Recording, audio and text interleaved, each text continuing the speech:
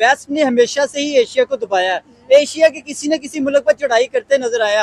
अभी तक तो यार फॉर्मली इंडिया ने जवाब तक नहीं दिया। तो हम अक्सर कहते हैं कि भाई इंडियन बहुत ज्यादा नेशनलिस्ट है और अब जी बाइकआउट हो रहा है अमेरिकन प्रोडक्ट्स का। आप अपने घर में पालेंगे, एक दिन आपको डसेगा जरूर। वो बात मुझे लगता है उसकी सच होती हुई दिखाई देती है। टैरिफ को लेकर ट्रंप पर बड़ा एक्सपोज देखने को मिल रहा है, पर्दाफाश हुआ है। ट्रंप चाहते हैं कि भारत पहले रिपोर्ट करे। मैं कह रहा हूं कि ये जो टैरिफ वार हो रहा है इसके बेनिफिशियरी हम होने जा रहे हैं। आप कहेंगे कैसे? दो तीन फैक्ट्स बताना चाहता हूं, यू योरसेल्फ कैन डिसाइड कि what is going to be in the future. देखिए, अमेरिका ने नाटो के कंट्रीज से कहा, यूरोपियन कंट्रीज से, कि आप अपना डिफेंस एक्सपेंडिचर 5% बढ़ाइए, otherwise I will not be able to support you. अब यूरोप के सामने ऑप्शन क्या होगा? वो खुद अपना 5% एक्सपेंडिचर बढ़ाकर डिफेंस प्रोडक्शन शुरू करें, which will be economically very challenging for them. दूसरा, यूरोप के सामने एक और प्रॉब्लम है। दो तीन बड़े कंट्रीज को छोड़ दीजिए, ब्रिटेन, फ्रांस, जर्मनी और कुछ हद तक इटली, बाकी सब इतने छोटे छोटे देश हैं, किसी के पास कुछ है, किसी के पास कुछ है, सब कुछ किसी के पास नहीं है। वहां पे लेबर रेट इतने हाई हैं, और अगर वो टैरिफ को बचने के लिए अमेरिका में शिफ्ट करें मैन्युफैक्चरिंग, तो वहां भी लेबर रेट उससे ज्यादा हाई है और पॉपुलेशन एजेड है। तो there is only two option, either shift to China और शिफ्ट टू इंडिया। चाइना को लेके मिसट्रस्ट है, so by default, by process of elimination, the only destination is going to be India. Top level पर बातचीत चाहता है US. रूस चीन से भारत की दोस्ती से डरा है। स्नेक था, उसने अपने मास्टर को फाइनली उसने डस लिया। स्नेक का नाम है जॉर्ज सोरोस। डोनाल्ड ट्रंप ने अभी अभी ट्वीट किया कि भाई ये आदमी जो है यहाँ पर रेजिम चेंज करवाने की बात बोल रहा है अमेरिका के अंदर। और साथ में इलॉन मस्क ने भी बोल दिया कि भैया इसको तो इमीडिएटली एक्शन लेना चाहिए।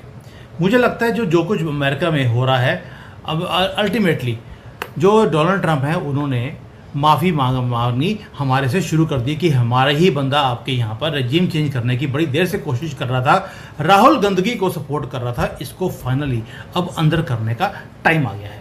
अब इसको बात करते हैं डिटेल में कि जॉर्ज सोरोस अगर अंदर गया, जो कि बहुत सीरियसली उसके पीछे पड़े हैं, ऐसी ऐसी धाराएं लगाई हैं इसके ऊपर कि अब ये अंदर जाएगा, तो हमारे यहाँ पर जो जॉर्ज सोरोस के पालतू, कुत्ता वर्ड यूज़ कर रहा हूँ मैं, सॉरी, लेकिन है वो यही, और कभी चाइना से पैसे ले लिए, कभी सोरोस से ले लिए, उनका क्या होगा?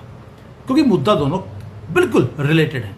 और आपको याद होगा मंजरी जी और हमने बहुत पहले एक वीडियो बनाया था, जिस दिन सोरोस मरा या अंदर गया, तो यहां पर भी कोई अंदर जाएगा परमानेंट। कि अवाम ने मैसिव लेवल पर बाइकआउट स्टार्ट कर दिया है अमेरिकन प्रोडक्ट्स है। इसमें कोका कोला हो, पेप्सी हो, डोमिनोज हो, स्टारबक्स हो, और या इससे रिलेटेड बहुत सी चीजें, उन सब का इंडियंस अवाम बाइकआउट करती हुई नजर आ रही है। और इस बाइकआउट को देखते अमेरिकन बिजनेसमैन थरथराते हुए नजर आ रहे हैं, क्योंकि इतनी बड़ी मार्केट अगर यूएस को माइनस कर देती है तो फिर यूएस के पास बचने वाला क्या है। और उसके साथ साथ बड़ा हथौड़ा इंडिया की जानिब से अमेरिका पर यह बरसाया जा रहा है कि नरेंद्र मोदी यूएस का विजिट तो करेंगे, लेकिन उससे पहले उन्होंने सोचा कि क्यों ना यूएस को थोड़ा जो है ना दुरुस्त कर लिया जाए। एक लिस्ट जारी होगी जिसके ऊपर इंडिया जो है अमेरिका के ऊपर टैरिफ इंपोज करने वाला है। इसमें दो एलिमेंट बहुत ज्यादा इंपॉर्टेंट है, एक सिल्वर और दूसरा एल्यूमिनियम। अगर इंडिया इन दो प्रोडक्ट्स के ऊपर टैरिफ लगा देता है तो अमेरिकन जो है इस प्रोडक्ट को अवेल करना और इसको इस्तेमाल करने के काबिल नहीं रहेंगे।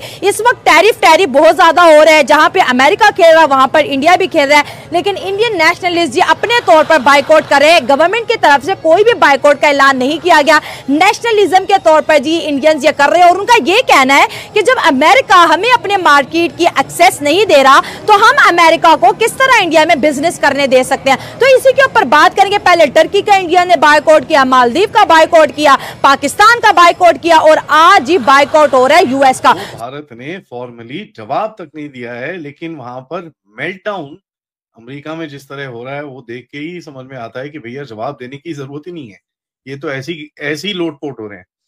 हालत इतनी बुरी है कि भाई मोदीज वॉर, यूक्रेन वॉर को अब मोदीज वॉर कहा जा रहा है, और ये बोला जा रहा है कि भैया the road to peace goes through New Delhi. भाई साहब, पहले तो यहाँ पर ट्रंप की टीम और टप्पू साहब को मैं पहले तो थैंक यू बोलना चाहूंगा, क्योंकि आपने फिर से भारत को एक इस पोजीशन में लाके रख दिया है दुनिया के सामने कि भैया we are so strong that we can influence wars thousands of kilometres away from us. तभी उसी वजह से, जैसे आज सुबह पथिकृत भाई और हम बात कर रहे थे, मोदी जी ने ज़ेलेंस्की को बुला के थोड़ा बात करने की समझा।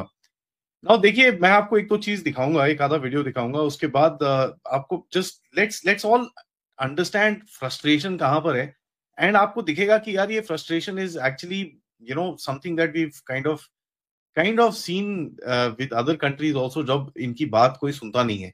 एंड इट्स लाइक 3 साल का बच्चा होता है ना, जब उससे आप चॉकलेट खींच लो तो फिर वो इतना फ्रस्ट्रेट होना शुरू हो जाता है। हमेशा से जो है वो पाकिस्तान की अगर बात करें या दूसरे ममालिक की बात करें, देखिए आंखों में आंखें डालने वाला एक वाहिद मुल्क वो इंडिया ही निकला है, जिसने अभी तक अमेरिका को आंखें दिखाई कि भाई आप जो मर्जी कर लें, आप टैरिफ लगाएं, आप हम पे पाबंदियां लगाएं, आप हमें कॉल करें, हम हर चीज को रिजेक्ट करते हैं। ये है सबसे बड़ी हिकमत अमली। वहां भी अब फ्लड की सिचुएशन है, लेकिन यहाँ पे मैं सिर्फ इतनी सी बात कहना चाहूंगा, ये ब्लेम मैं इंडिया को नहीं देना चाहूंगा, ये ब्लेम अपनी हुकूमतों पे देना चाहूंगा कि 78 सालों में आप हमारे लिए एक डैम नहीं बना सके कि हम अपने आने वाले सैलाब को रोक सके, हम अपने मुल्क में पानी को स्टोरेज कर सके। आज हमारा मुल्क जो है वो उधेड़ दिया गया है सिर्फ पानी की वजह से, सैलाब की वजह से। आज अगर हम कश्मीर से लेके आज जय हिंद, नमस्कार, सत श्री अकाल दोस्तों, आप देख रहे हैं P5 न्यूज। P5 न्यूज में आपका स्वागत है। दोस्तों, अमेरिका द्वारा भारत पर लगाए गए 50% टैरिफ ने खुद डोनाल्ड ट्रंप के लिए मुश्किलें खड़ी कर दी है। अमेरिकी जनता और व्यापार जगत में इस फैसले को लेकर भारी असंतोष देखा जा रहा है। दोस्तों, टैरिफ की वजह से भारतीय उत्पादों की कीमतें अमेरिका में काफी बढ़ गई है। इससे अमेरिकी जनता को रोजमर्रा की चीजों के लिए ज्यादा पैसे चुकाने पड़ रहे हैं। कई आर्थिक विशेषज्ञों ने चेतावनी दी है कि इस कदम से अमेरिका में महंगाई और आर्थिक मंदी का खतरा बढ़ सकता है। दोस्तों, ट्रंप प्रशासन के इस फैसले का विरोध उनके अपने रिपब्लिकन खेमे से भी हो रहा है। कुछ सांसदों ने अमेरिकी जनता के खिलाफ फैसला बताया है, वहीं डेमोक्रेट्स इसे ट्रंप की तानाशाही नीति कहकर आलोचना कर रहे हैं। दोस्तों, भारत ने अमेरिकी बाजार से अपने कई उत्पाद हटाकर रूस, चीन और अन्य देशों को निर्यात बढ़ा दिया है। इससे अमेरिका में भारतीय वस्तुओं की कमी हो गई है, जो कई अमेरिकी कंपनियों के लिए नुकसानदेह साबित हो रही है। दोस्तों, टैरिफ के कारण हुए आर्थिक और राजनीतिक तनाव ने ट्रंप को बैकफुट पर ला दिया है। भारत ने साफ कर दिया है कि वह दबाव में नहीं झुकेगा। इससे ट्रंप की रणनीति कमजोर पड़ रही है। इसका नतीजा भारत पर लगाए गए टैरिफ ट्रंप के लिए बूमरैंग साबित हो रही है। न केवल अमेरिकी जनता और व्यापार जगत नाराज है, बल्कि उसकी राजनीतिक स्थिति भी कमजोर हो रही है। ट्रंप को अब बातचीत के रास्ते तलाशने की जरूरत महसूस हो रही है। तो दोस्तों, अमेरिका द्वारा भारत पर लगाए गए 50% टैरिफ पर आपका क्या कहना है? आप अपनी राय कमेंट सेक्शन में जरूर बताएं। दोस्तों, यदि आप हमारे YouTube चैनल P5 न्यूज को सब्सक्राइब नहीं किया है तो लाइक, सब्सक्राइब के साथ साथ बेल आइकन घंटे को भी दबा लीजिए, क्योंकि सबसे पहले इस तरह के वीडियो का नोटिफिकेशन आप तक पहुंचे।